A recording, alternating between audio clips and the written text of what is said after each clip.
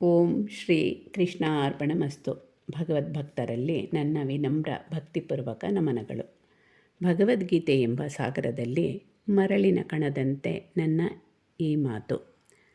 ಭಗವದ್ಗೀತೆ 700 ಶ್ಲೋಕಗಳ ಪುಟ್ಟ ಗ್ರಂಥ. ಆದರೆ ಅದು ಮಾನವನ ಜೀವನಕ್ಕೆ ಅತಿ ಅಮೂಲ್ಯವಾದ ಗ್ರಂಥ. ಏಕೆಂದರೆ ಬೇರೆಲ್ಲ ಗ್ರಂಥಗಳು ಬೇರೆ ಬೇರೆ ರೀತಿಯಲ್ಲಿ, ಬೇರೆ ಬೇರೆ ಆಯಾಮಗಳಲ್ಲಿ, ಬೇರೆ ಬೇರೆ ದೃಷ್ಟಿಕೋನದಿಂದ ಬೇರೆಯವರಿಂದ ರಚಿಸಲ್ಪಟ್ಟಿವೆ. ಆದರೆ ಇದು ಕೃಷ್ಣವಾಣಿ. ಭಗವಾನು ಉವಾಚ, ಭಗವಂತನೇ ಸ್ವಯಂ ಹೇಳಿರುವುದು. ಧರ್ಮ ರಕ್ಷಣೆಯ ಕಾರಣಕ್ಕೆ ಅರ್ಜುನನನ್ನು ಸಾಂಕೇತಿಕವಾಗಿಟ್ಟುಕೊಂಡು ಮನುಕುಲದ ಉದ್ಧಾರಕ್ಕೆ ಹೇಳಿರುವ ಜ್ಞಾನದ ಭಂಡಾರವಾಗಿದೆ. 2ನೇ ಅಧ್ಯಾಯದಲ್ಲಿ ಕೇಶವನು ಕರ್ತವ್ಯದ ಬಗ್ಗೆ ಅತಿ ಸುಂದರವಾಗಿ ಹೇಳಿದ್ದಾರೆ.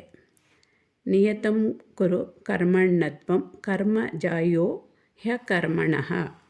ಅರ್ಥಾತ್ ಮನುಷ್ಯ ಕರ್ತವ್ಯವನ್ನು ಮಾಡಲೇಬೇಕು, ಇಲ್ಲದಿದ್ದರೆ ಅದು ಪಾಪ ಎಂದು ಪರಿಗಣಿಸಲ್ಪಡುತ್ತದೆ ಎಂಬುದನ್ನು ಅನೇಕ ವಿಧವಾಗಿ ಹೇಳಿರುವುದು ಆ ನರಹರಿ ಕೃಷ್ಣನಲ್ಲವೇ?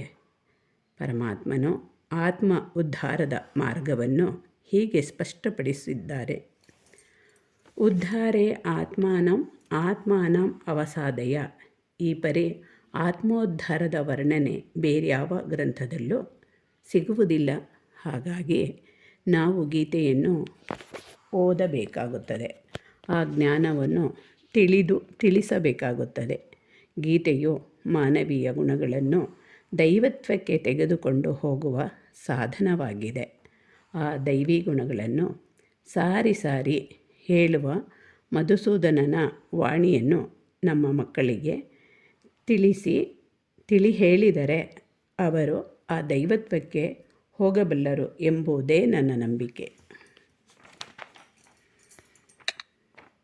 ಭಗವಂತ ಹೇಳ್ತಾರೆ, ಪತ್ರ ಪುಷ್ಪ ಫಲ ತೋಯ ಯೋಮೆ ಭಕ್ತ್ಯ ಪ್ರಯಚ್ಛತಿ.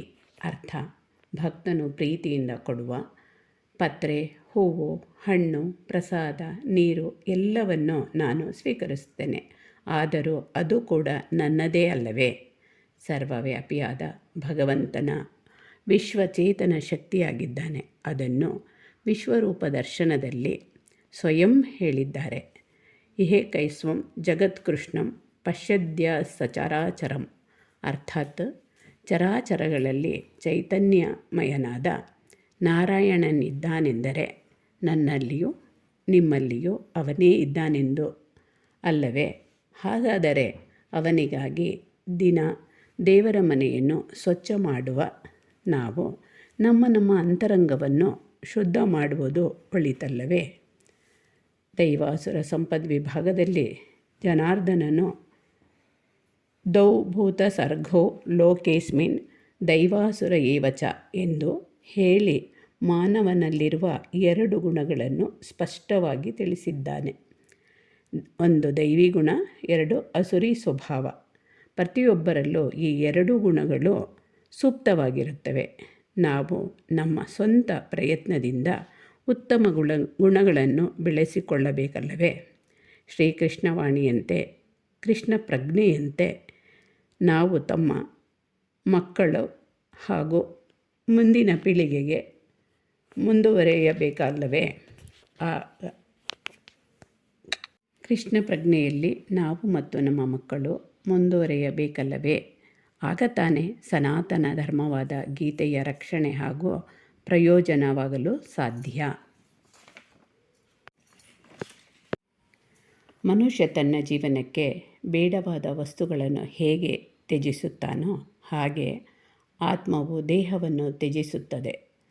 ಉದಾಹರಣೆಗೆ, ವಾಸಾಂಸಿ ಜೀರ್ಣಾನಿ ಯಥಾ ವಿಹಾಯ ನವಾಸಿ ಗೃಹ್ಣಾತಿ ನರೋಪರಾಣಿ ಎಂದು ಅರ್ಥಯುಕ್ತವಾದ ಮಾತುಗಳನ್ನು ಮಧುಸೂದನನು ಈ ವಾಣಿಯಲ್ಲಿ ವರ್ಣಿಸಲಾಗಿದೆ. ವಾಸುದೇವನು ಅರ್ಜುನನಿಗೆ ಹೀಗೆ ಹೇಳುತ್ತಾರೆ, ನಾನು ನಿನಗೆ ಅತಿ ಮುಖ್ಯವಾಗಿ ಗುಹ್ಯತಮವಾದ ಜ್ಞಾನವನ್ನು ತಿಳಿಸಿದ್ದೇನೆ. ಅರ್ಜುನ, ನೀನು ವಿಮರ್ಶೆ ಮಾಡು. ನಿನಗೆ ನಂಬಲು ಯೋಗ್ಯವಾದ ವಿಷಯವಿದ್ದರೆ ನಂಬು, ಇಲ್ಲವಾದರೆ ಬೇಡ. ನಾನು ಪರಮಾತ್ಮ, ನಾನು ಹೇಳಿದ್ದೇನೆ ಎಂದು ನೀನು ನಂಬಬಾರದು. ಇಂತಹ ಚಿಂತನೆಗಳು ಚಿನ್ಮಯನ ಗೀತೆಯಲ್ಲಿ ಪ್ರಮುಖವಾಗಿ ಪ್ರತಿಫಲಿಸುತ್ತವೆ. ಆದರೆ ಬೇರ್ಯಾವ ಧರ್ಮಗಳಲ್ಲೂ ಸಿಗುವುದಿಲ್ಲ. ಗೀತೆಯಲ್ಲಿ ಎಲ್ಲ ವಿಧವಾದ ಭೌತಿಕ, ಆಧ್ಯಾತ್ಮಿಕ, ಆದಿಭೌತಿಕ ಸ್ವತಂತ್ರವನ್ನು ಕೊಡಲಾಗಿದೆ. ಈ ಜ್ಞಾನ ಭಂಡಾರದಿಂದ ನಮ್ಮ ಜೀವನಕ್ಕೆ ಬೇಕಾದ ರತ್ನಗಳನ್ನು ನಾವೇ ಆರಿಸಿಕೊಂಡು ಬದುಕುವ ಮಾರ್ಗ ತೋರಿಸಿರುವುದು ಗೀತಾಚಾರ್ಯ ಕೃಷ್ಣನಲ್ಲವೇ? ಸಂಪೂರ್ಣ ಗೀತೆಯಲ್ಲಿ ಮನುಕುಲಕ್ಕೆ ಬೇಕಾದ ಜ್ಞಾನವನ್ನು ಅರ್ಜುನನು ಪ್ರಶ್ನೆಗಳ ಮಾಧ್ಯಮದಿಂದ ಮಾಧವನು ಉತ್ತರಿಸುತ್ತಾ ಜಗದ್ಗುರುವಾಗಿದ್ದಾನೆ. ಕೃಷ್ಣ ಒಂದೇ ಜಗದ್ಗುರು. ಹೀಗೆ ನಾವು ಹೇಳುತ್ತಾ ಹೋದರೆ ಗೀತಾ ಸಾಗರದಲ್ಲಿ ಒಂದು ಹನಿಯೂ ಆಗುವುದಿಲ್ಲ. ಆದರೂ ಆ ಪರಬ್ರಹ್ಮನ ಕೃಪಾಸಾಗರದಲ್ಲಿ ನಾವು ಅಣುವಾಗಿ ತೇಲಿ ಇದ್ದೇವೆ ಎಂಬುದೇ ಆನಂದದ ವಿಷಯವಲ್ಲವೇ? ಹರೇ ಕೃಷ್ಣ. ಸರ್ವಂ ಶ್ರೀ ಕೃಷ್ಣಾರ್ಪಣಮಸ್ತು. ಮೀರಾ ಜೈರಾಮ್ ಸಿಂಗ್, ಭದ್ರಾವತಿ.